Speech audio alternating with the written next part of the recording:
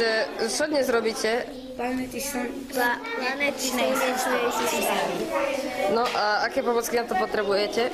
Lepidlo, nožnice, temperové farby, balón a staré noviny.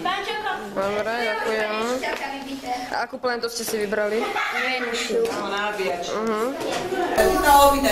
Poďte postup, ako ste pracovali. Takže nafúkali sme balón, museli sme ho zaviesť, že by nevyfúčal.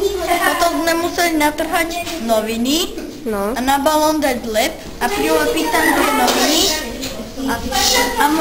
A musíme to nechať 2 dní vyschnúť a teraz robíme podstavec na tú planetu.